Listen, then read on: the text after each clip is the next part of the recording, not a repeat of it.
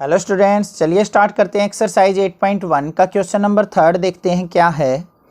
Show that if the diagonal of a quadrilateral bisect each other.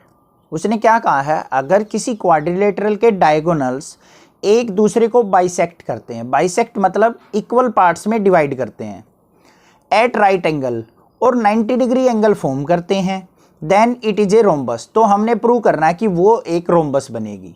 Means यहां पे हमने क्या मान लिया, क्वाड्रिलेटरल गिवन है ए बी सी और डी। इसके जो ए सी और बी डी क्या है, डायगोनल्स हैं, एक दूसरे को बाइसेक्ट करते हैं, और जो ये हमारा एंगल फॉर्म होता है ना सेंटर पे, ये हमारा 90 डिग्री फॉर्म होता है ओ पॉइंट पे। ये चीज हमें गिवन है, तो इस बेसिस पे हमने बताना है क्या ये एक रोम्बस होगी। अब रोम्बस की प्रॉपर्टी आपके माइंड में आ जानी चाहिए कि रोम्बस क्या होती है। डायगोनल तो उसके बाइसेक्ट करते हैं, परपेंडिकुलर बाइसेक्ट भी करते हैं, वो तो प्रॉपर्टी हमें गिवन है। और किस बेस पे हम कह सकते हैं कि एक रोम्बस होगी, अगर मैं इसकी चारों साइड्स को इक्वल प्रूव कर दूं तो मैं कह सकता हूं कि ये क्या है, ए बी सी डी एक रोम्बस है। तो चलिए करते हैं हम prove A B C D को एक रोम्बस प्रूव। सबसे पहले देखेंगे गिवन क्या है। गिवन के अंदर हमें ए बी सी डी एक क्वाड्रिलेटरल गिवन है। A B C D is quadrilateral, लिख दिया हमने। उसके बाद क्या है, हमने लिखना है यहां पे A C and B D are perpendicular bisector.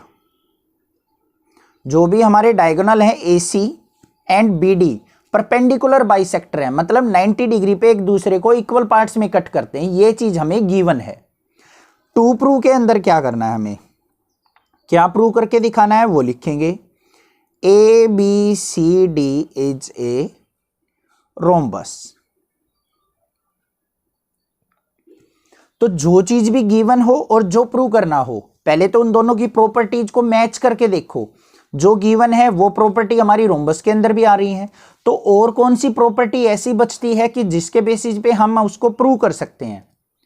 तो यहां पे रोम्बस की अगर चारों साइड इक्वल प्रूव कर दूंगा मैं, तो मुझे पता चल जाएगा कि एबीसीडी क्या है, कि रोम्बस है। तो यहां पे सबसे पहले बात करेंगे in triangle A O B की, A O B and triangle B O C, B O C. एक साइड की ये ट्रायंगल और ये ट्रायंगल ले ली मैंने। आप अगर कोई दूसरी ट्रायंगल लेना चाहो तो उनसे भी कर सकते हो, ऐसा कंपलसरी नहीं है कि जो मैंने बोल दिया वही ट्रायंगल से आप करोगे। अगर आपका ये और ये ट्रायंगल लेने का दिल है, ये कर लो, ये और ये लेने का दिल है, इससे कर लो, इससे और इससे भी कर सकते हैं, बट एडजेसेंट ट्रायंगल यूज करके करना आप, क्योंकि हमने A B equal to B C prove करना है। अगर ए बी और बी सी हमारी साइड इक्वल आ जाएंगी तो हम कह सकते हैं कि चारों साइड इक्वल है। तो ये मत करना कि ये और ये साइड लेके चल पड़ो, ये और ये ट्रायंगल, ठीक है। तो जो चीज हमें गिवन है थोड़ा सा उसका यूटिलाइजेशन करेंगे, और जो चीज हमने प्रूव करनी है उसको प्रूव करेंगे। तो यहां पे दो ट्रायंगल ले लिए हमने एडजेसेंट ट्रायंगल्स। तो A O B and B O C के अंदर जो ए ओ है वो ओ सी के इक्वल गिवन है। ए ओ सी के इक्वल क्यों, क्योंकि A C and B D are perpendicular bisect, मतलब इक्वल पार्ट्स में डिवाइड करते हैं। ये इक्वल होगा इसके, ये इक्वल होगा हमारा इसके। तो यहां पे क्या लिख देंगे हम, डायगोनल्स आर परपेंडिकुलर बाइसेक्टर। उस बेसिस पे हमने लिख लिया कि जो हमारा ए ओ है वो ओ सी के इक्वल है। उसके बाद देखो angle A O B equal to angle C O B. Angle A O B C O B के इक्वल होगा। ये एंगल और ये एंगल 90 डिग्री होंगे, तो यहां पे क्या लिख देंगे 90 डिग्री, और साथ में डायगोनल्स आर परपेंडिकुलर बाइसेक्टर हैं। थर्ड अगर बात करूं मैं B O equal to B O की, जो बी ओ साइड है इस ट्रायंगल में भी आ रही है, इसमें भी आ रही है, तो ये क्या हो जाएगी हमारी कॉमन साइड। तो देखो ये दोनों ट्रायंगल्स क्या प्रूव कर ली मैंने, कॉन्ग्रेंट।